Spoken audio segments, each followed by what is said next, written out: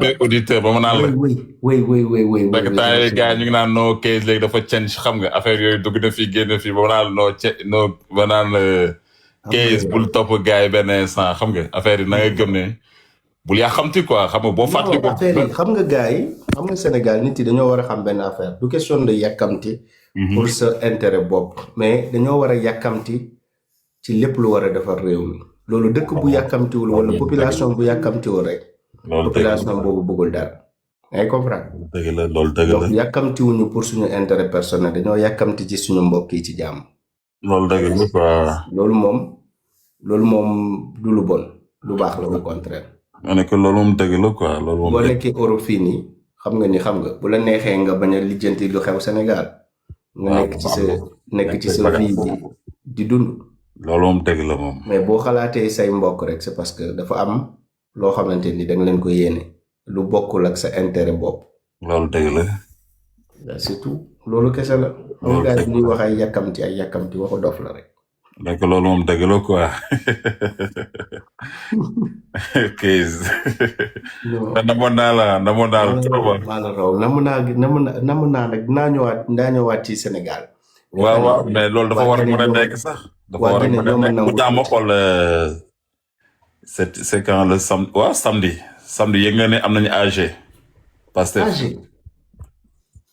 fële à Saint-Denis plein Saint-Denis AG wu lan AG Pastef Paris quoi waaw xam nga man musuma bokk Pastef nag mais nag Case da nga war a bàyyi da nga war a génn si roq boobu da nga war a ñëw wane sa bopp man musuma nekk militant Pastef non je sais très bien mais waaw certes que bu la neexee nga ni bon waroo mën a bokk def politique parce que je sais pas quoi xaw ma na laa mën a expliquer c'est possible mais nag dama la bëgg a xamal ne benn instant bi combat bi tare am na foo taxaw am na loo def du dëgg waaw donc loolu benn instant tamit da nga ko war a mën a jëmbal pour nga jëmbal que lan nga mën a def mooy que ni benn instant ni xam nga soit nga créer sa parti parce que qu'on se dise la vérité hein certes que boo nekkee activiste benn période la benn moment la mais di nga toll foo xam ne nii xam nga ak li nga vécu sa expérience war nga ko mën a investir sa biir dëkk du dëgg waaw ci opportunité pour man li gën a gaaw mooy benn instant nii xam nga mon frère Sénégal dafa toll ci ay lendemain yu incertain Sénégal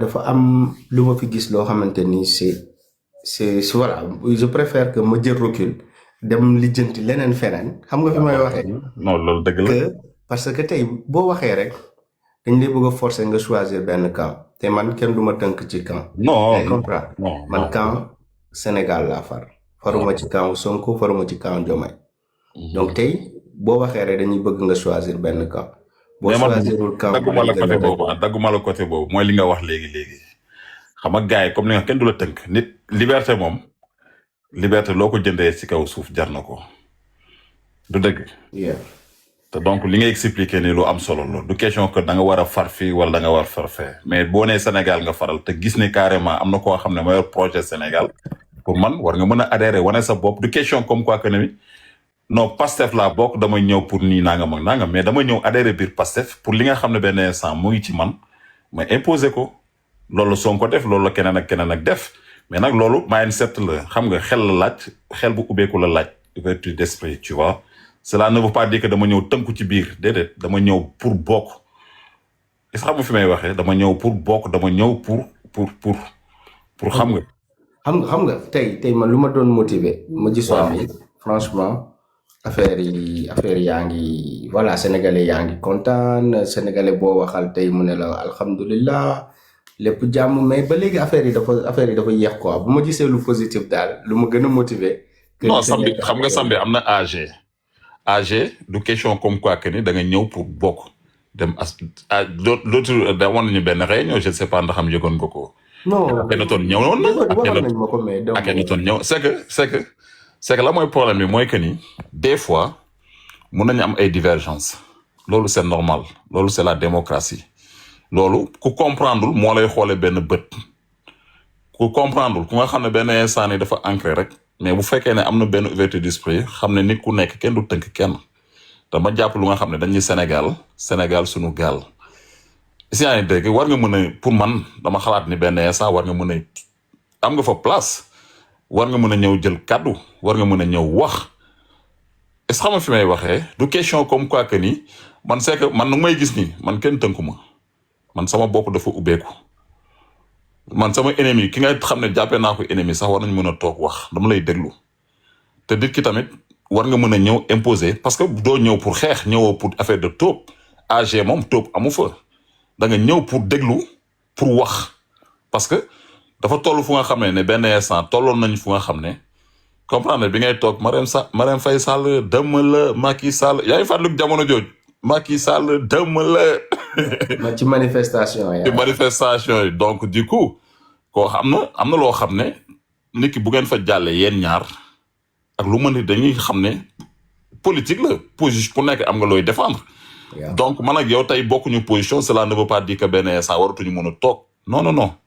wartuñu mën a toog comme tey dama jékki-jékki di gis benn vidéo Barthélémy Dias demoon Daaru toog ak frère Sëñ Modou Kara di expliquer ak moom mais wax na ko loo xam ne man xam naa ne Barthélémy Dias mi toog sax dégluwul parce que instant yi boo maytul xam nga rek bu fekkee ne am na benn instant ni di nga déglu mais du xel ngay dégloo pourtant wax na ko lu am solo loo xam ne peut-être comprendre ko politique la ku nekk mën nga am période boo xam ne mën nga xëcc li ngay xëcc mais xëccoo ko pour sànni ko fe da nga ko xëcc pour Sénégal bu fekkee dama jàpp ni xol yëpp lu ñuul newu ci quoi bu fekkee ñun ñëpp lu positif moo tax ñuy xeex pour jéem a avancer le Sénégal divergence day am problème kenn mënu ko ànd bu amul problème pour man dëgguwul ànd bu amul problème pour man dëgguwul man problème du ma ko daw mais nag bëgg naa problème bu amee carte sur table ñu teg ni lii ak lii ku ñemee débat rek cela veut dire que ni yow ñeme nga sa bopp. non Pastef ci crise la nekk foog Pastef génn ci crise boobu pour que. non xoolal non bul nangu nag gis na crise boobu nag ñëwal dugal sa loxo. déet man du ma ci. non xaaral ma expliquer la c'est que boo xoolal boobu taxee ci position bi rek day mel ne pour man noonu laa mel quoi man noonu laa mel man xanaa xamante wuñ mais bu ñu xamantee xoolal doonal gaynde njaay sama kaw coo jibul soo ma jeekoo xam nga matt ma amul problème parce que dawuma loolu. parce que dinaa la wun ne la moo tax nga def nga expliquer ma tamit ma wax la àdduna noonu lay demee nit bul daw problème nit bul daw bu amee bu fekkee da nga am xol bu set rek xeex moom pour man waroo ko daw quoi tey métti na nga daw génn pour man du noonu damay bokk. non méttiwul de dafa neex kay ñu ne ma bokkuma ci. non yow kay lan moo tax nga mën a nangu moo boobu bokkuma ci lan moo tax nga mën a nangu loolu. man luñ ma génnee ci sama bopp. non yaa ci génne sa bopp non kay foofu nag xaaral ma expliquer la. foofu laa lay waxee dañ leen ma xamal la mooy problème bi bul mës a nangu ñu ne la bokkoo ci parce que xamul tax ma wax la loolu xam nga dama la indil jamono Marème Faye Sall dëmm la Macky dëm xam nga période boobu ku nekk xam na kan mooy kan donc tey duñu ñëw xam nga accès au pouvoir ay divergence war ñu mën a nga non bokkatuma non moo tax ma ne la am na âge. musuma bokk xam nga musuma bokk non xaaral non waxuma bokk bi maanaam mooy période bi nga xam ñun ñëpp a àndoon. waaw foofu mooy tax ma naan bokk waxuma da nga bokk parce que mais dama ne la xam nga AG am na. waaw yow tey par exemple AG bu amee nga ñëw taxaw mais boo taxawee laaj micro dina la jox micro peuple bi taxaw nga expliquer wax say position défendre say position non soo ko def bu xaaral xam nga la man xam naa ni peut-être mën nga jàpp am na looy jàpp ne non du ma def teew. comprendre nga est-ce que xam nga fi may waxee. nga période manifestation kenn woowul kenn période manifestation yi kenn woowul kenn ku nekk da nga xam ne période bi da nga war a jóg pour xeex. foofu laay waxee gis nga loolu noonu bu fekkee engouement boobu mu ngi ci yow ba tey foo dégg ñu ni tey par exemple rassemblement Pastef am na pour man kenn ëpp la fa place te bul xaar ku la ci boole.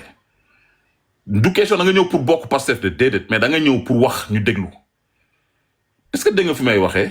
xam nga frère. xam nga lan mooy problème bi suñu Sénégal.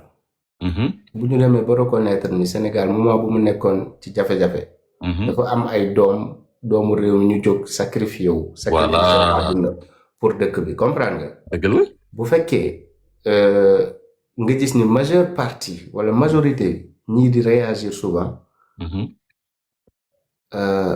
dañuy fàtte kan mooy wax ak ñoom est-ce que yaay comprendre. bu ñu fàttee kan mooy wax ak ñoom ba ñu jël yenn kaddu yi wala yenn jëf yi di ko def. mais loolu yaa leen ko may dañ lay dégoûté xoolal dañ lay dégoûté man. mais non xaaral non Kayz foofu laa lay expliquer. déedéet xoolal xam nga Kayz foofu. warul wax ci Sénégal nga koy naan lan moo tax nga wax lii wala lan moo tax nga wax lee. mais yow mais kan moo war a taxaw naan la yow lii ba ngay gis sa bopp. déedéet xoolal c'est que am na ay jikko yoo xamante ni maa ngi koy. ok foofu laay bañ a dégg kii yow tamit def nga frère tey ku génn Sénégal wax rek d'accord ak ñenn ñi ñu bëgg a yàq sa der di la sosal di fen. mais Kees da nga war a xam ne loolu daa am ñu koy def lii lañ soxla woon ci yow. ñoo am ci xarit yu baax ñu jàpp ni ñoom mën nañ la fa yàqal. waaw non déglu ma expliqué la waaw da ngay jàpp ne yow ñi def loolu lii lañ bëggoon ci yow. non déet xoolal lu ñu bëgg instant yi ni man maa ngi ci jàmm de. non déglu ma kii xaaral ma expliqué la xam nga la mooy problème bi dañaa teg boolu ceeb bi man mu wóor ma ni Kees mi bugguma mu dugal loxoom ci ndab li may ñàngal di siisu mais yow nga ni ma léegi man dama gis ni sama waaj yi ni mu siisoo nii du ma lekk ci ceeb bi loolu yow yaa ma ko may mais bu fekkee damaa ñàngal siisu xoolal temps booy des fois nga dem fenn ñu ne mais da ngay gis benn kanam boo xam ne nii mais yow boo ñëwee xool dugal sa loxo dank bu dëgër. waaw mais grand xanaa ay kilifa yii di observer lu dul yoon. ñu mën ci wax. mais yow kan nga gis ni moo ci war a wax.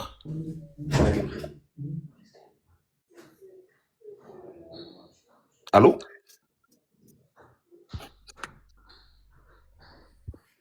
mon frère baal ma de. non coow jubul. frère baal ma de. non coow jubul anyway.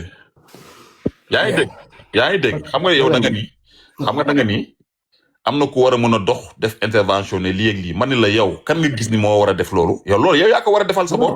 non déet xam nga.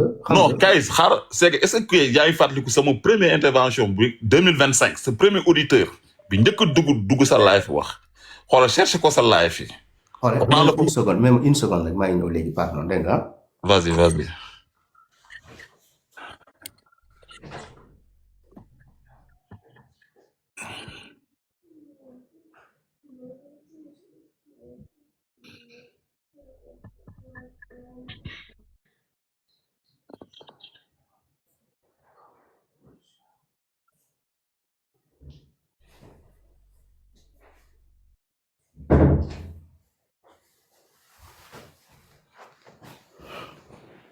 allo waaw. yaa ngi dégg Kees. waaw maa lay dégg waaw. fan lañ nekkoon sax. tu disais quoi merde. que ni benn instant war na am ku mën a taxaw def intervention ne nii ak nii moo tax ma ne la yow foofu noonu moo tax ma ne la delluwaatal sa première émission boobu 2025 Kees xoolal cherché waat ko xool sa premier auditeur bi njëkk a dugg man la. xoolal dama la ko ñaan rek xoolal dégluwaat ko moo tax ma ne la xam nga la mooy sunu gis nga man. dama jàpp ni boo nekkee ci benn combat boo xam ne. Pastef Sénégal yëpp a ngi koy xeexal n'est-ce pas Pastef soxlawul Kayz foofu. non lii laay bañ a dégg xaaral Kayz xoolal du question que ni Pastef moo xaaral ko manifester. kan moo yow Kayz man xam nga laa lay wax ah. waaw fexeel le tout nga am contact ak pros xaw ma nag nooy def mais fexeel rek. non bu dee man maa ko war a woote du ma. non fii laay wax da nga may déglu xoolal yow Kees da nga mel ni man quoi benn instant quoi. déet billaahi wallaahi talaay bu dee man maa ko. non parce que xam nga dama wax la loolu. bu boobaa am na barrière yu bëri yow yooyu teg sa kanam yow bu boobaa dina deñ parce que di nga comprendre moo tax ma ni la peut-être boo toogoon ak moom comprendre nga boo toogoon ak moom wax ak moom yow di nga xam c'est que xam nga ñun la mooy gis nga Pastef dafa amoon ñoo xam ne ni dama lay wax rek xaw ma bukki de sangoo deru bëy lañ leen di wax ak. problème bi jot am nii li naan problème la sax te du problème dafa démasquer lu bëree ci biir mooy que ni am na ñoo xam ne bi ñuy combattre position la ñu soxla woon comprendre nga pour mën a jekku pour mën a placer wu profito boobu noonu boo xoolee ci benn instant bi ñëpp a leen démasquer dañoo waye di ci biir soow bi xaw ma nañ koy mën a expliquer instant bi dañuy figurer mais xam nañu nit yëpp kenn gëmatu leen te ànd boo gis loolu bu si commencé yow nit ñi di commencé di douter wu ci yow moo lay wan ne mais genre yooyu noonu dañ période boobu ñoom ñoo doon këcce loo xam ne ku mel ne yow keneen ak keneen ñu bëri dañu siisu ne non dañ leen xool bët wala dañu leen def nii de parce que loolu lañ soxla woon écarter certains mais dama jàpp li nga xam ne dañu ni projet la boo xam ne fii ba 1960 2050 2060 kuy wax loolu yaakaar naa ne masse la soxlawul division dégg nga fi may waxee. kon donc nag dañuy jàpp ne ci biir loolu am na ñoo xam ne dañuy profito placé wu ba pare di ñàngal di siisu pour ñeneen ñi déserté wu ñu mën a am li ñu bëgg te loolu dafa feeñ tey jamono ji loolu dafa feeñ biir Pastef donc Ousmane soxlawul genre doomu aadama yooyu soxlawul genre nit yooyu te ñooñu tey seen masque dafa tombé ñëpp a leen xàmmee moo tax ma ni la dafa doon am solo samedi plein Saint-Denis am nañ fa AG non bu la neexee nga ni doo ñu mais man subjection rek laay def. non xoolal man maa lay remercier pour invitation bi. mais non man invité wu ma la dem dama lay yëgal. waaw comme yëgal bi. c'est que xam nga la moo tax ma lay wax noonu gis nga man tey su ma nekkoon sa place. damay ñëw taxaw. soo ñëwee taxaw kan moo naan la doo génn doo fi dugg munul ne soo ñëwee taxaw mais forcément boo demandé micro dina la jox yow su fekkee li ngay wax dëgg la ci yow sa xol bu rafet mais di nga wax di nga proposer AG la di nga wax di nga proposer. l'autre jour bi ñuy avant ñuy programmer bi avant dernier mais Akhenaton dafa ñëw mais nit dañ ko apprécier. Akhenaton dafa ñëw mais nit dinañ ko apprécier de façon extraordinaire man maa ngi woon foofu moo tax ma ni la man du question dama la invité wala man subjection rek laa def quoi te loolu waroon nga tenter loolu ñëw def du question que ni bët lañ lay xoolee du question que ni comme quoi que ni ak kii nii nangam ak nangam déedéet mais da ngay affronter ñëw wax parce que gis nga nit même bu ngeen matantee sax même bu ngeen matantee xool bu heure toog waxtaan jotee bul dem bul ni du ma dem. bu fekkee yow matt bi nga mattoon moom mu matt la dëgg la sa waay xoolal pour man suñu waree ne dañuy toog wax damay ñëw parce que damay défendre li nga xam ne man moom laa gëm amul lenn lu nga xam ne benn instant gëm naa ne nit dina ma tere wax li ma gëm wala nit dina ma tere teg sama tànk fi ma bëgg a teg sama tànk.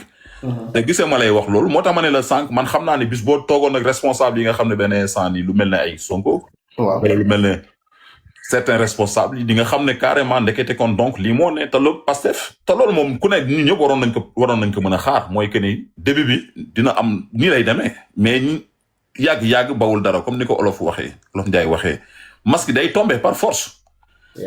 comprendre nga man ni nga position bi nga jël nii ba écarté wu keneen ak keneen def ko dafa da ngeen yéen pour man da ngeen see war a jàng lu bëri tirer ci ay leçons pour mën a ñëwaat ne lii ak lii. tey yow mën nga wax lu bëri yow tey boo toogee rek ubbi sa xol bu set weex tey yow mën nga wax loo xam ne toj lay nekk man xam naa loolu parce que gis nga bi nga écarté yow am na loo xam ne gis nga ko te yow leer na la ni lii ça peut servir comprendre nga fi may waxee. ouais je vois. c'est ça quoi. je vois wallaay nga xam naa fi ngay waxee. voilà vraiment je pense que je me suis assez sacrifié pour mon pays j'ai fait 10 années de sacrifice yoo xamante ne. mais Kees loolu gis nga li nga wax nii. man dama gis ne da nga ko bëgg a bàyyi en 20 te warul mën a. non bàyyiwuma ko de def naa 10 ans yoo xamante ni. dama ko sacrifier sama réew. dewuma Sénégal ba tey jii demuma Sénégal. sama yaay yaa ngi fa sama papa ngi fa. reyuma nit Sénégal amu problème personnel ak kenn. benn problème laa am mooy problème politique te lan moom ma ko indil Pastef yaa ngi comprendre. je pense que j'ai assez donné. léegi nag Sonko confié naa ko ak Diomaye réew mi loolu moo nekkoon sama objectif. atteindre naa sama objectif. léegi nag lu des ci liggéey bi ñoom ñoo ko war a def choisir nañ ay nit yoo xamante ni ñoom ñoo leen war a liggéeyal ci ñoom la ñu yaakaar pour construire Sénégal bu ñu soxla. man maa ngi leen di souhaiter bonne chance mais bu ma ci gisee loo xamante ni d'accord ma ko. maa ngi continuer am sama esprit critique dinaa lii nii taxutoon ñuy xeex démb. position boobu la taxawee mais foofu lañ lay xaaree loolu c'est normal nga def ko. voilà mais yow li nga xeex nii yow li nga xeex. Kees yow li nga xeex fii à Paris devant tout le monde yaakaar naa ne am na mérite quoi. am na mérite maanaam mooy lan. kenn tey waroon nañ la gis ci instance yi. ici yaa ngi dégg waroon nañ la gis ci instance yi nga bokk. parce que am na ñoo xam ne bokk nañu. te man bi xeex jotee man da lay wone benn instant gënuñu la fayet te yow bi ngay fayetoo pour juste rek benn instant ni Macky Sall neexu la wala Marème Faye Sall neexu la déedéet da nga fayet pour benn cause boobu tey bu ñu demee ba mu toll fenn fi du ma ne sax ba mu aboutir mais ba ñu toll fenn fi tey ñu téye pouvoir mais qu'on se dise la vérité ak lu mu métti mën nga contribuer mën nga am nga place quoi pour mën a xam du ma ni bokk mais pour mën a liggéeyal Sénégal donc boo nee non damay écarté wu bàyyi leen benn instant parce que sama. non maa ngi xool maa ngi observé de écarté wu ma de. maa ngi observé voilà donc am na ay affaires yu waaj a ñëw élection yi ñu ngi waaj a ñëw comprendre nga man moom bëggatuma dara tant que gars yaa ngi fi moom bàyyi naa leen taxaw fële di seetaan. mais ñoom mais yow dafa am lu tax nga wax lii Kayz. non déet dama nekk ci leneen rek dama nekk. non xaaral ma expliquer non dañuy waxtaan en tant que frère man ak yow bien vrai que ñuy déglu bëri na mais li ngay wax ni dafa am lu tax nga wax lii. dara taxul c'est parce que. dafa am feneen fu ñu ma soxlawee. xaaral ma expliquer. c'est parce que dafa am feneen fu ñu ma soxlawee. xam naa loolu fi ñu la soxla bëri na Kayz. waaw mais dama ne la yow laa wax. fu ñu ma soxla. bëri na fu ñu ma soxla. ak fi nga may woo. bu ma jëlee balance pesé ñaari. fu ñu ma soxla foofu noonu moo gën ci man comprendre nga. dinaa fa am respect. dinaa fa am lépp. Kayz yow yaakaar naa lépp loo mën a am. créer sa drapeau Sénégal moo la ëppal doole. xool c'est pas trop tard man. non question de trop tard mais dañuy waxtaan quoi dañuy waxtaan amul nëbboo man ak yow carte sur table la ñuy teg comprendre nga bien vrai que ni yow ak loo mënti am si àdduna yaakaar naa tey sa drapeau dëkk moo la gënal dëgg la wala du dëgg. parce que patriote nga parce que man su ma taxawee ne la yow patriote parce que man mën naa teg sama loxo si kaamil ne patriote nga am na loo gëm Sénégal ak jaral na la.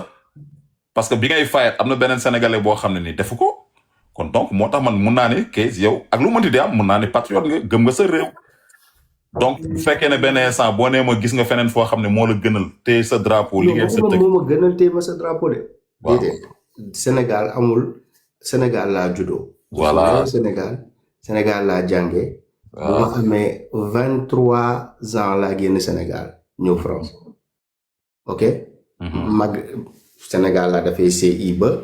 non Sénégalais nga licence ba commencé fa sama master. voilà ok mosuma woon génn Sénégal 23 ans laa génn Sénégal ñëw France. voilà bu ma ñëwee France ba léegi maa ngi liggéey maa ngi ci dëkk bi. mais donc mënuma am lu ma gënal Sénégal. dëgg la je comprends nga fi may waxee. dëgg la moo tax ma sacrifier jox sama réew lépp lu ma ko war a delloo. voilà. waaw léegi loolu man sama part ci réew mi def naa ko léegi lu des. ñu ne ko ñeneen matale rek noonu la.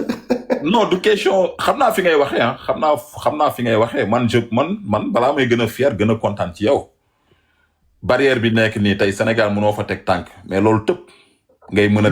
ñëw loolu gor moo ko mën a liggéey gor moo ko mën a reconnaître liggéey ko. non moom laa la expliquer.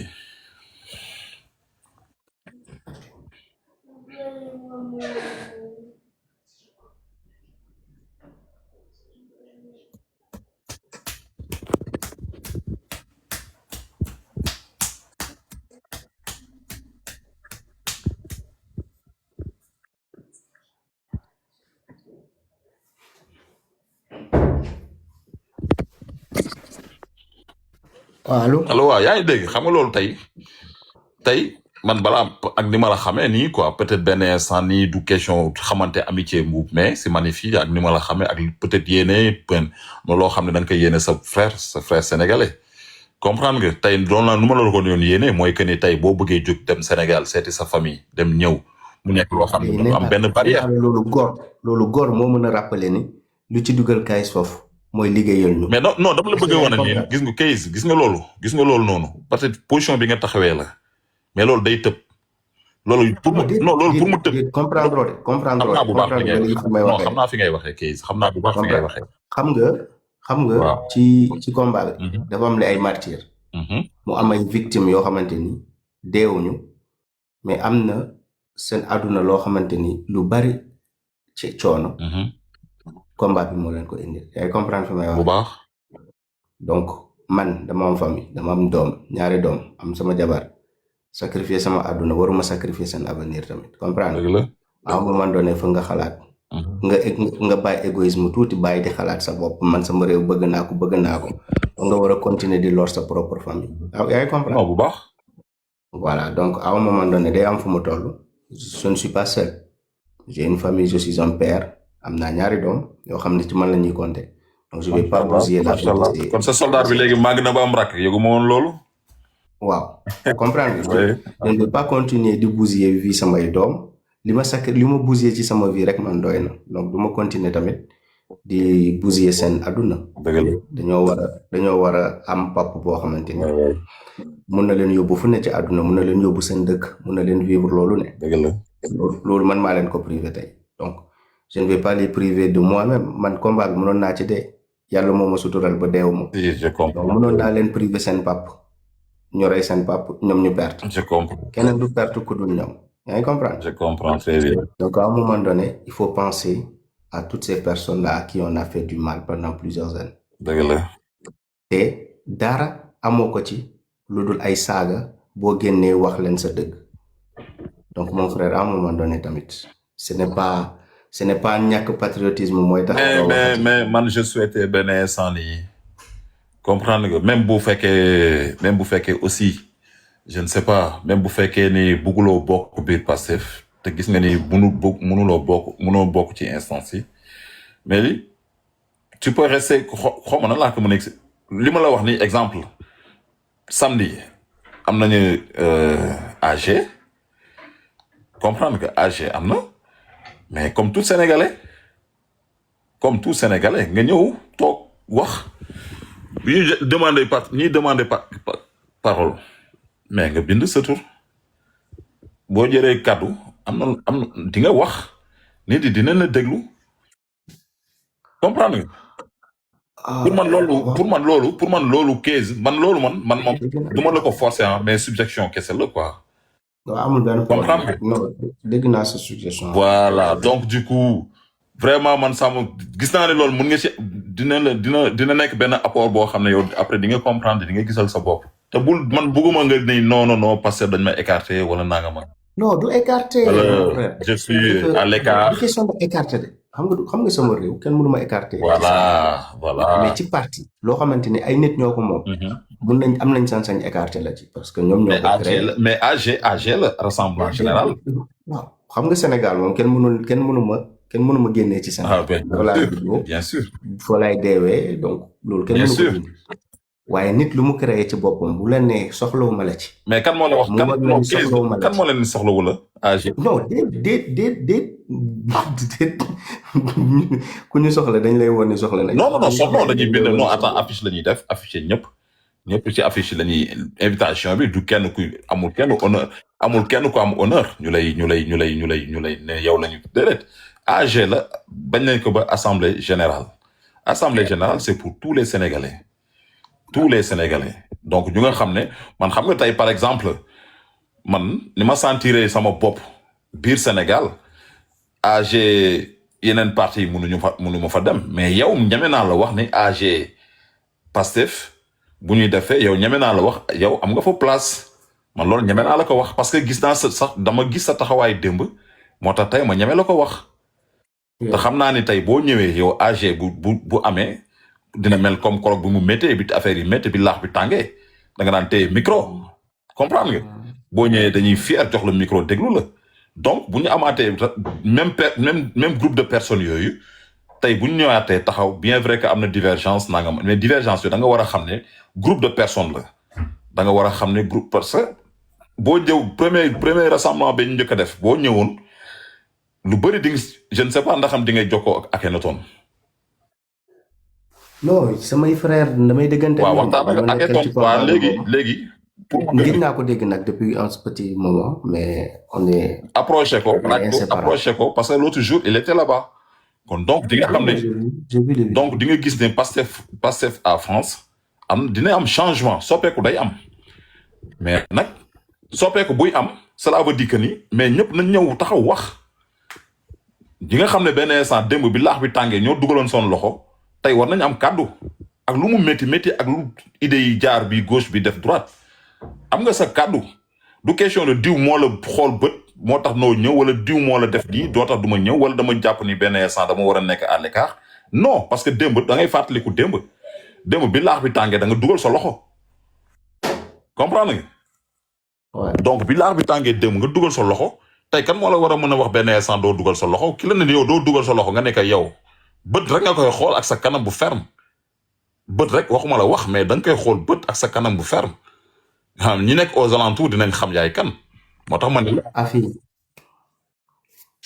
ouais non message bien reçu. donc message très bien reçu. moo tax ma ne la jokkool ak Akhenaton su fekkee ne benn. non xoolal déggoo li ma la wax de. gis nga Akhenaton.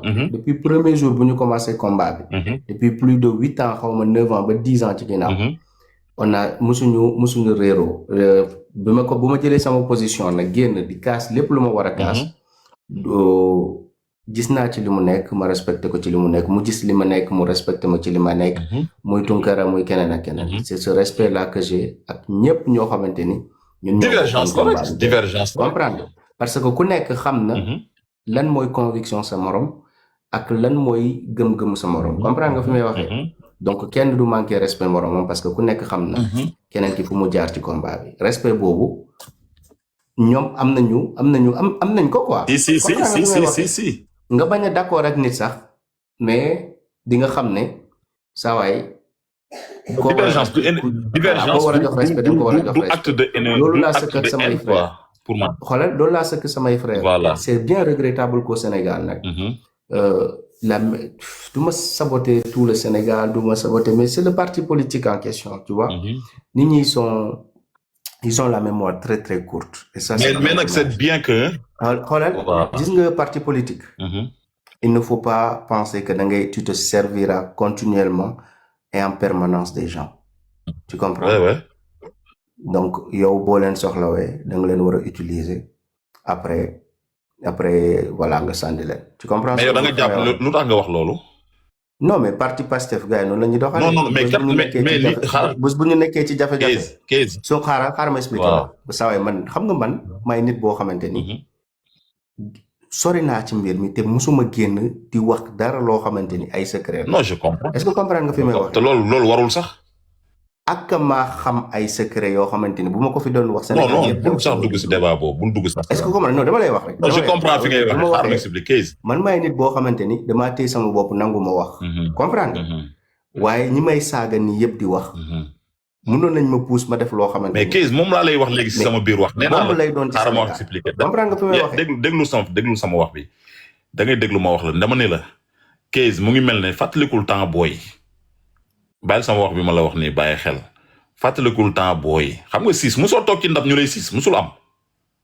si case bàyyil sama wax bi si xel ana lu ma lay wax nii boo fàttalikoo nga toog ci ndab nit di la siis yaa ngi lekk mais moom dafa am problème donc kanam bu mu lay fermeel ak di def ay actes de siis loolu yow yaa ko moom mais pour nga wan que ni yow man gisuma li ngay def nii xam nga nan ngay def da ngay raxas sa loxo ba mu set bul jël sax kuddu da ngay raxas sa loxo ba mu set xoolal nga toog dank ceeb bu dëgër laal ci ndawal li xoolal laal ci ndawal li xam nga seex noonu ngay dundee ak façon doomu aadama yooyu yow ñi ngay gis ni benn instant ñoo la xool bët tey ba nga am lu doon Gabriel ce n'est rien de personnel. non je comprends xoolal xam nga man Sonko musuma woon ma kaay soutenir ma dafa am loo xamante ni dañ ko am lu converger suñu façon du ñu gisee suñu façon ñu bëggee Sénégal doxee et tout ça là.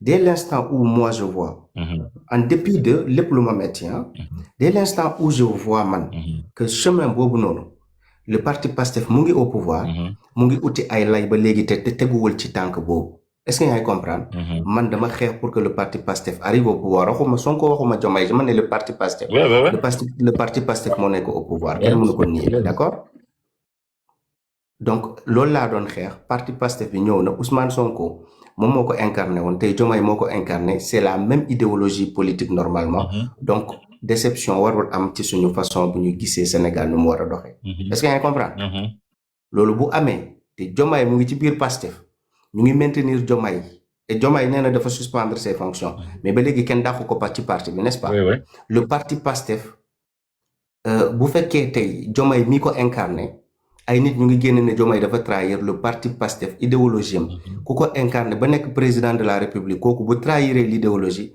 le parti Pastef est en crise donc parti la boo xamante ni dafa jaay Sénégalais loo xamante ni ci ay valeur président bu ko war a démontrer président bu ko war a dëggal ñu ne président boobu moom moo jalgati donc parti boobu dafa nekk ci crise bu metti donc crise boobu foog parti Pastef résoudre ko est-ce que yaa ngi comprendre loolu du man maa leen war a jàppale pour ñu résoudre mais dama bëgg tamit foofu nga def benn part des choses entre le parti Pastef et l'État du Sénégal waaw mais xam nga État du Sénégal xam nga Diomaye non da nga boole ñaar une vision xaaral Diomaye bu mu ñëwee dafa am lu mu ñu doon promettre ce n'est pas quelque chose boo xamante ni c'est du néant dafa am lenn fuñ ko tënk. fuñ ko tënk noonu moom bu ñu accès au pouvoir loolu la war a dérouler normalement. mais bu fekkee tu fais ñun ñoo comment avec xamante ni l'État? moom xaar Gabriel yow doo ma bàyyi ma wax nag Gabriel waaw vas-y je t'écoute.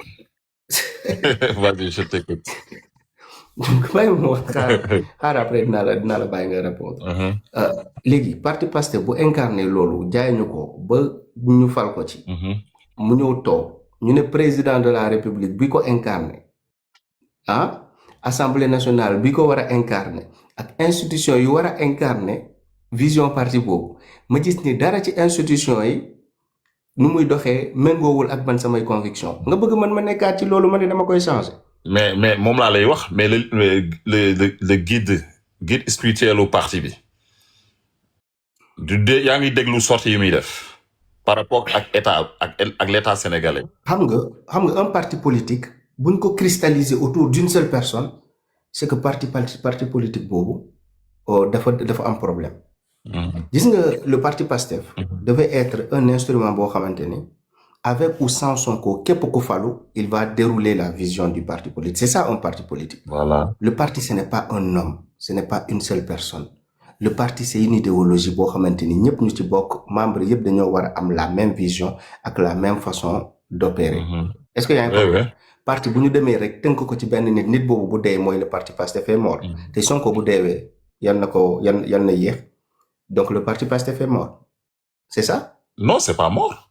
Non mais si le parti Pastef est mort. Parce que le parti Pastef vous voulez dire que c'est Sonko. Non. Aujourd'hui bu ñu ñàkkee Sonko bu dee mooy Sénégal yàqu na c'est ça? Non bul gisee noonu. déedéet parce que tey Diomaye mi ko incarné kenn d'accordul ak moom ci nu muy. Non parce que Diomaye dafa ñëw non Diomaye état lay doxalul parti.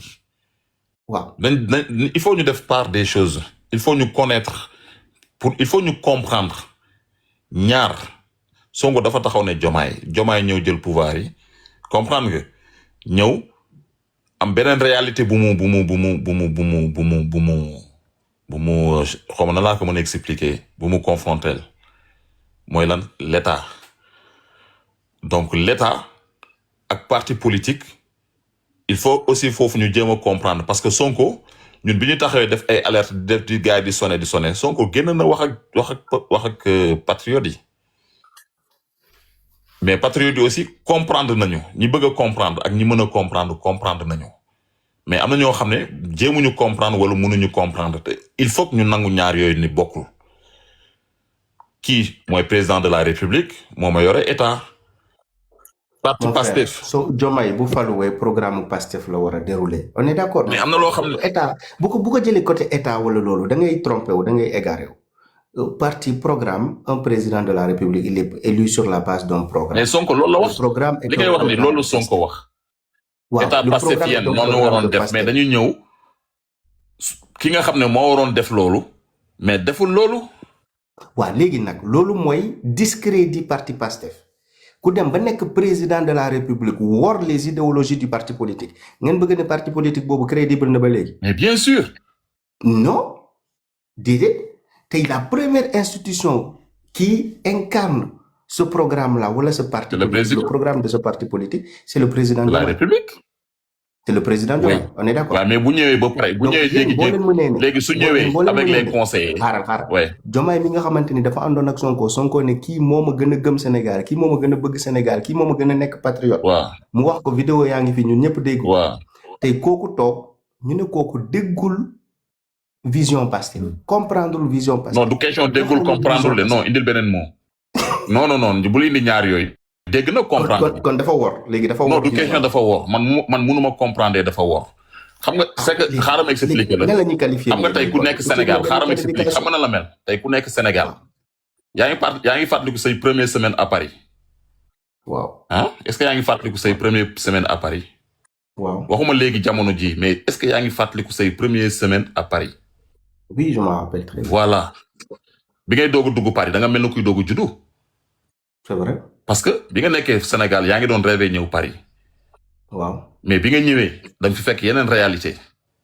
mais xaar dama ñëwaale ak sama culture. non xaar non dama ñëw da ngay xaar rek Kees déglu ma rek. ak yooyu bu ma ñëwee. Kees attends sànq yaa ngi naan man maa la dégluwul mais man. vas-y dama déglu xel ak xalaat dañuy waxtaan. vas-y. voilà xel ak xalaat la ñuy waxtaanee xel mu sell quoi. waaw bi nga nekk Sénégal musoo teg sa tànk Paris.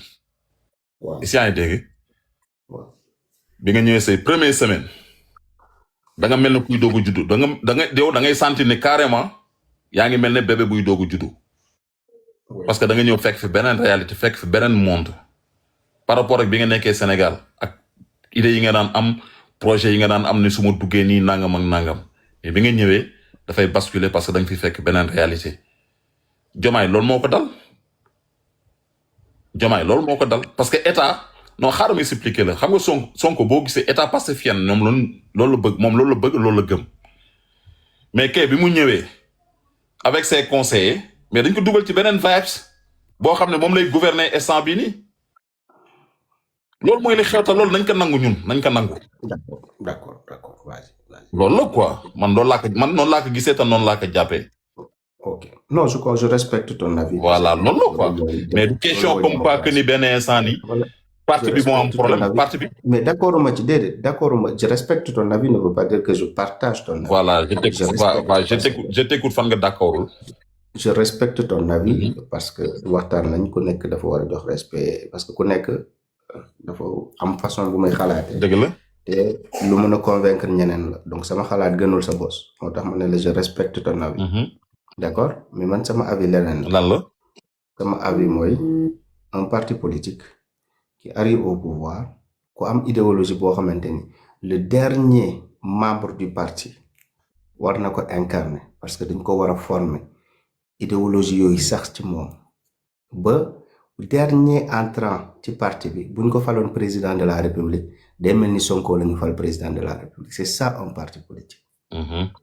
c'est ça un parti politique. le dernier entrant ci parti Pastef dañ ko war a mën a confier réew mi mu mel ni Sonko lañ ko confier. c'est là le challenge où se trouve le challenge pour un parti politique mais quand un parti politique cristallise tout l'espoir du parti autour d'une seule personne. ce n'est plus un parti politique. Daïra la. non tu clashes. j'encaisse y a pas de souci. Tu peux balancer, il n'y a pas de souci, man, je peux case. Tu fais des balances, mais il n'y a pas de souci, vas-y, je t'écoute.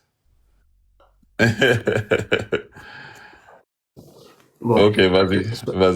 Non, mais je te dis la réalité, mon frère. Non, man, là, je ne suis pas d'accord. Non, parce que tu politique lañ nekk. Non, ci politique lañ nekk. Xam nga li nga wax ni man lu tax ma ne la je ne suis pas d'accord que ni lépp dañ ko cristalliser ci benn personne.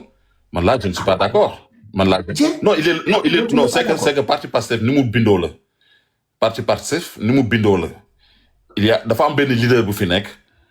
Mu nekk benn leader boo xam ne foog ñu nangul ko li ko yàlla may. Musul am ci àdduna. Parti bu mel ne parti Pastef musul am ci àdduna. Mon frère. bu leen dugg ci yooyu. non socle yi nu mu formé woo ak parti bi ni muy dundee jox ma benn exemple. bu gën a fort wala bu exemple joxuma la exemple mais xam nga la généralité. moo tax ma ne la généralité doomu aadama. non xaaral ma expliqué Kees dañuy waxtaan quoi Kees dañuy waxtaan. dama la bëgg a xamal ne parti Pastef. ni mu bindoo. amul ñaar ci àdduna man li ma gis ci politique gu àdduna. comprendre nga il faut ñu nangu loolu parce que loolu mooy li yàlla dogal te loolu mooy li am. donc am na ñoo xam ne dañuy gis ne affaire bi dafa cristalliser comme ni nga ko waxee ci benn nit. or que.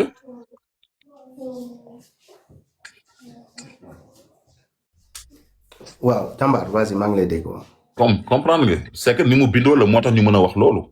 parce que lu tax ma ne la ni mu bindoo la mooy que ne amul deux buñ koy méngeel bu ñu mën a def équivalence ne ak bii ak kii su fekkee gis nga benn bu mel ne moom nga ne ma gis naa parti bu mel ne bii. exemple moom laa la wax loolu foofu mooy échec u parti Pastef. non bu ñu gis ne loolu échec la loolu atu la. échec la. non waaw vas-y maa ngi lay déglu. mais de loolu échec la un parti politique ce n'est pas ça un parti politique. parti politique dañuy fexe bu Ousmane Sonko bu mënee incarner une certaine valeur. membres yëpp dañoo war a mën a incarner les mêmes valeurs que. exemple Diomaye. mais voilà loolu moo tax ma ne la foofu la. mais exemple Birame Souleye Diop. exemple le gars de Pau. moo tax ma ne la bu fekkee Sonko kese moo mel noonu. bu fekkee Sonko kese moo mel noonu ci parti bi yéen seen parti du former ay nit seen parti idéologie mi si bul wax loolu parti bi li mu formé bëri na loo xam ne kenn mësu ko gis ci àdduna. waaw mais lan moo tax ñëpp mënuñu mel ni Sonko. mais bien sûr am lu tax nga wax loolu moo tax ma ne la exemple. Sonko Diomaye parce que moom moo taxaw ne Diomaye. waaw xool même une seconde. waaye vas-y je t'écoute.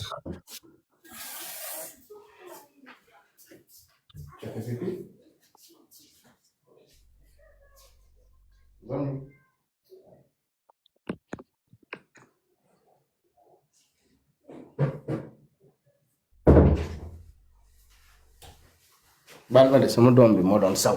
ah c'est normal xale yi bu la taxee moom ci kër gi moom duñ la bàyyi quoi.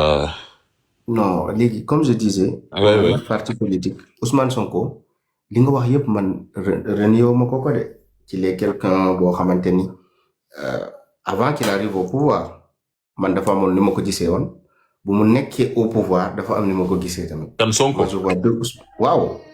ah bon. je vois oui je vois deux personnes. ah bon différence bi fan ak fan la.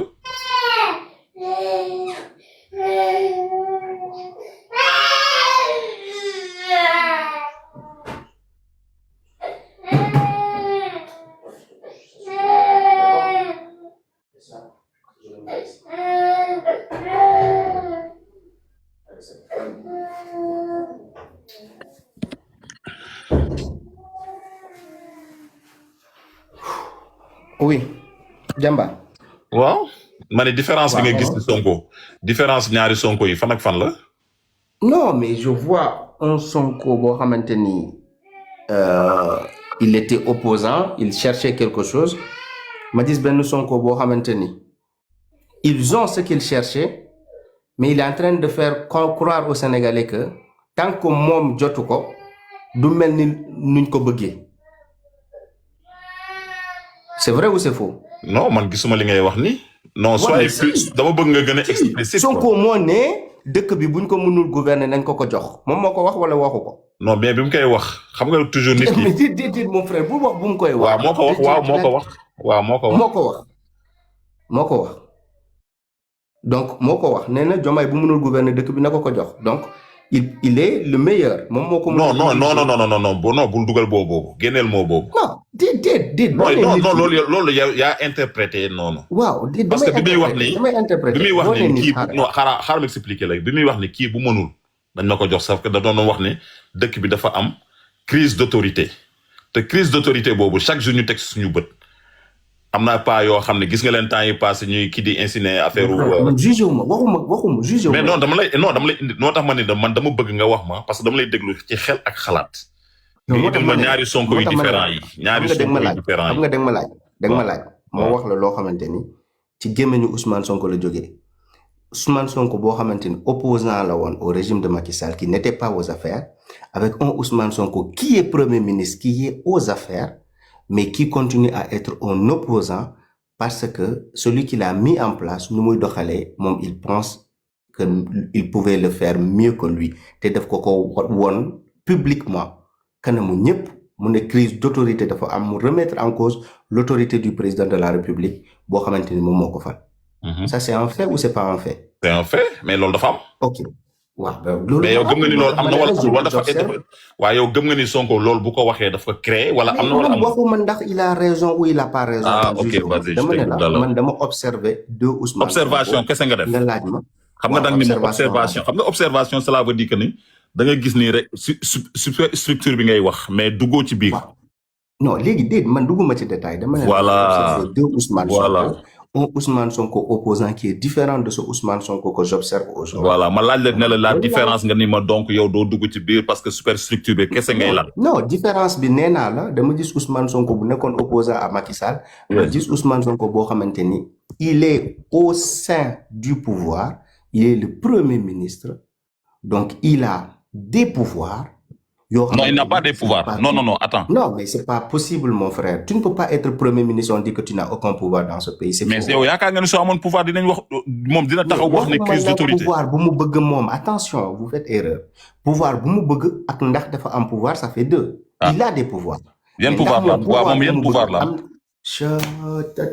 am mon frère boo ma dégloo rek dinañ avancer tu comprends Ousmane Sonko nee naa la il y a aucun premier ministre au monde qui n'a pas de pouvoir ça n'existe nulle part mais pouvoir suñu léegi texte dama bëgg nga détailler man yan pouvoir la am. mais déedéet mon frère loolu suñu ay textes ñoo ko prévoir quels waa sont léegi wax ma benn wala les ñaar pouvoirs yu ñu waa wax ma conférer benn au wala premier ñaar ministre loolu Gaël on va pas t'attarder on va pas s'attarder sur ça ok tous les vas-y. premiers ministres du Sénégal avant Ousmane Sonko dafa am lu nekkoon seen cër en tant que premier ministre te jot nañ ci Ousmane Sonko jot na ci cër yooyu est-ce que yaa mais ngi yan cër la comprendre jot.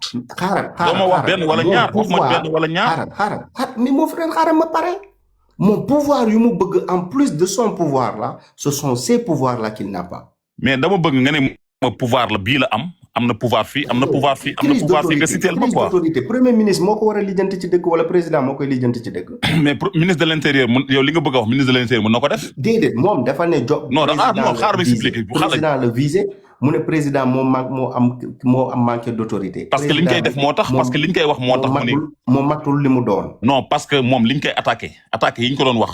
loolu président moo ko attaqué non parce que président de la république am na loo xam ne su ko bëggee dindi c'est automatiquement loolu c'est xool c'est des tic au tac. loolu c'est pas Diomaye moo ko def loolu c'est un problème qu'il a avec d'autres personnes moo tax ma ne la moom pouvoir bu mu bëgg a am te amu ko loolu moo ko metti ban avec d'autres personnes comme quoi par exemple ban problème la am du président en tant que premier ministre Ousmane Sonko non dama ne moom ban problème la am ak d'autres personnes. léegi xaaral ma expliquer la ñu koy saaga ñoom la amal problème parce que ñoom ñoo koy saaga tu as parlé mais donc yow yaakaar nga ni premier ministre war nañ ko mën a saaga. léegi mon frère si tu fais ça on va pas s'entendre. Vas-y je t'écoute vas-y. non si tu fais ça on va pas s'entendre d'accord. dañoo nekk di réfléchir xam nga. ku nekk di pousser réflexion am. fu mu gën a xóot. c'est que xamal man non c'est que man dama lay dégloo mais ni ma lay dégloo da nga ma bëgg a dugal ci da nga bëgg a teg benn affaire. bëgguma la dugal je veux te dire que. parce que da nga ne man dama lay indil différence. dama lay indil différence nga indil ma dama lay ne ba différence ñaari nit yi nga indil ma pouvoir ma ne la Sonko amul pouvoir mais da nga dem ba ci biir pouvoir yooyu non xaaral ma expliquer la c'est que da nga ni ma xam nga da nga may limiter xam nga man ak yow suñu débat. bu ñu ne premier ministre amul pouvoir. non premier ministre amul pouvoir lañ nekk di expliquer les pouvoirs yi nga xam ne ay pouvoir prérogative la yu nga xam ne nii. dafa am ay prérogative loolu mooy pouvoir premier ministre tey buy dox day am ay auto yu koy escorter. day am non bul dugg foofu. dama lay jox ay yu gën a simple yu gën a basique ci pouvoir laa lay jox. tey non instant da ngay ubbi ay fenêtres yoo xam ne nii dama bëgg. bon frère man kon léegi xaaral ma bàyyi la nga wax après comme ça man dinaa développer tout seul parce que si on peut pas discuter c'est compliqué. non discute. Non, donc, bon, moi, couper tout le temps, c'est compliqué. Vas-y, je t'écoute.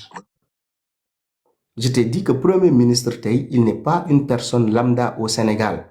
Donc, il faut arrêter de faire croire aux Sénégalais que nous avons un Premier ministre qui n'a aucun pouvoir. C'est pas vrai. Tay, il a beaucoup de pouvoir, il a des décisions, des signatures, mais il peut faire beaucoup de choses dans ce pays-là. C'est lui qui organise le gouvernement. tey moom ak les ministres et tout ça dafa am cër boo xamante ni chaque ministre daf ko amal en tant que premier ministre. Donc il y a des choses yoo xamante ni Ousmane Sonko am na ko comme pouvoir lu bëri Diomaye daf ko bàyyoon ci primature ci autorité Ousmane Sonko après lañ déconcentré yenn services yi indiwaat ko palais il faisait beaucoup de choses Diomaye lui avait donné même certains privilèges yoo xamante ni sax c'est en plus. Donc moi je te dis une chose, il a des pouvoirs. Il a un pouvoir, mais le pouvoir qu'il souhaite, boo xamante ni suñu constitution daf ko réserver le président de la République, je pense que le fait qu'il convoite ce pouvoir-là, loolu mooy problème am ak Diomaye. Parce que Diomaye veut qu'il reste premier ministre, lui il pense que c'est lui qui a mis Diomaye au pouvoir, il doit avoir le pouvoir de faire plus qu'un premier ministre. Ben oui. Non, bul ne ba oui. Man je t'écoute yaa ngi wax de bul ne ba oui non parce que si pouvoir la ñu wax.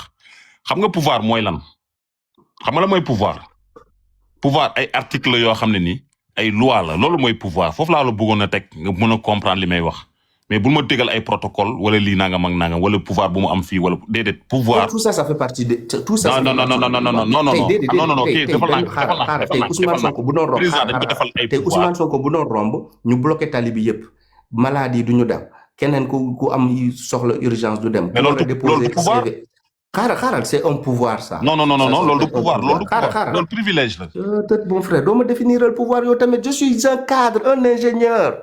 ah bon Bon sang je suis pas n'importe qui te parle. Je mais suis xam nga très man modeste mais est-ce que dama xam nga man jàng ba am samay diplôme yu est-ce kawe que tu boo connais xamante est-ce ni que doo xam ma nga man définir samay lan mooy étude le pouvoir. est-ce que xam Mon nga frère samay bu ma étude bëggee définir lan mooy le pouvoir tamit tu m'envoies en CP. non Yow tamit je suis non professeur du nekk di damay waxtaan jàngal ay nit. Case damay xaaral bu ñu jàngal dugg ay ci ay nit je études donne je xaaral ma dispense explique de la connaissance. Je Case dispense le savoir boo may bëgg a définir c'est quoi un pouvoir. Case yu wax dëgg yàlla tamit on peut pas débattre toi aussi. Case déglu ma Case dañuy waxtaan. mais bu ñu dugg am na xaaral pouvoir ma boo expliquer xamante ni président dafa nommé nit mu war a contresigner mu bañ a contresigner nga ne loolu du pouvoir nit kooku jëlul fonction ba léegi tu dis que Ousmane Sonko n'a pas de pouvoir. Case bul jaxase mooy. non mais je te posais une question il a le pouvoir président signé moom mu war a contresigner mu bañ a contresigner nit kooku jëlul fonction ba léegi nga ne nit kooku amul pouvoir. loolu pouvoir la. Case loolu du pouvoir. non loolu du pouvoir. non vraiment grand ba xaar ma bàyyi la nga wax quoi vraiment man. non Case dañuy dégloonte rek ñaari intellectuel. non après on peut pas se comprendre di wax pour seet non Case nañu waxtaan ci xel quoi nañu waxtaanee xel. bon nañu waxtaanee xel quoi. non c'est pas grave ma bàyyi la nga wax comme ça voilà après les gens vont t'écouter parce que après si on veut débattre nga may wax c'est quoi un pouvoir may jàngal ay xale chaque jour ay lycéens ay collégiens ma leen di jàngal toujours lan mooy yooyu nga may naan man xaw ma lu pouvoir. Case bul non déedéet yow tamit. Case bul dugg foofu dañuy waxtaan. mais là actuellement tu commences à non léegi yaa ngi commencé di bouler déedéet. non yaa ngi commencé di mer. non meruma parce que. li ngay def nii ak man non xaaral ma expliquer li ngay def nii ak man c'est pas possible. non considéré comme dof ngay waxal. non Case non. saa waay man waxuma ci réseaux sociaux yi nii de dama dem wuti xam-xam ba pare balaa may wax ci réseaux sociaux yi. mais Case du ñu dugg wuti xam-xam parce que. déedéet mais dama la wax ça veut dire man su may wax. du ma wax lu ma neex du ma jóg di waxantu nii du may wax daf may leer dama xam fu ma koy teg. tu comprends du ma waxantuuma nii de je ne parle pas comme le commun des Sénégalais yoo xamante ni nit laa déglu mu wax li je te parle lu ma xam donc boo ma bëggee weddi ci li ma xam loo xamante ni. Case dama laa weddi Case weddi non dama ne non loolu du pouvoir dama ne la. non c'est que li nga may tegal nii yow Case boo ma dañuy teg ci pouvoir xam nga la mooy pouvoir loi la pouvoir bi Sonko di expliquer ak ñun Sénégalais yi ñuy wax lii ay loi la yu nga xam ne benn instant nii. tey boo amee foo jaar ak moom loi dal sa kaw man pouvoir yooyu laa nekk di wax ak yow te xam nga bu baax li may wax nii. man nee naa la doolu kenn du ko dindi premier ministre il a des pouvoirs yoo xamante ni suñu constitution daf ko réserver d'accord donc il peut faire beaucoup de choses yoo xamante ni ku nekkul premier ministre mënu ko def loolu c'est un pouvoir. loolu werante wuñ ko. waaw d'accord donc. loolu werante wuñ ko mais crise d'autorité moo indi. non pouvoir crise d'autorité lañ lay wax benn pouvoir. non dama ne la crise d'autorité pouvoiru crise d'autorité bi Sonko di souligner ci loolu lañ nekk man ak yow mais du question comme quoi que mën na def ñu contresigner ak dugguñu ci pouvoir yooyu ngay expliquer man dugguma foofu te xam nga bu baax fi ma lay wax bul orienté wu foo xam ne benn instant ni da ngay jéem a tëj li nga xam ne benn instant foofu lañ nekkoon. Mon frère, je veux te dire une chose. Le Premier ministre a des pouvoirs parce qu'il avait la possibilité de contresigner. Le pouvoir le président de la République. Il a refusé de contresigner. Mon frère. Il faut contresigner ben décret. Mais l'autre crise d'autorité. Mais l'autre crise d'autorité. Mais mon frère, laisse-moi parler. Vas-y. Je te dis que devant un pouvoir, bon xamanteni de faut contraindre le président de la République à se soumettre à sa volonté. Nga ne ma nit koku amul pouvoir. Mais non, ban pouvoir lañ nek di wax. Non, mais peu importe. Je te parle de quelque chose qui est factuel. Je te dis que il a un pouvoir de contraindre le président de la République à respecter sa volonté mom Ousmane Sonko. Mu wara contresigner lo xamanteni tant que contresigner ko nit ki du jël fonction, contresigner ko te président mënul ko dara. Donc Diomaye tamit yooyu pouvoir la am yoo xamante ni moom Ousmane Sonko amu ko moom Diomaye moo ko am te mënu ko abandonner mënu ko renoncer pour jox ko Ousmane Sonko c'est ça leur problème en résumé.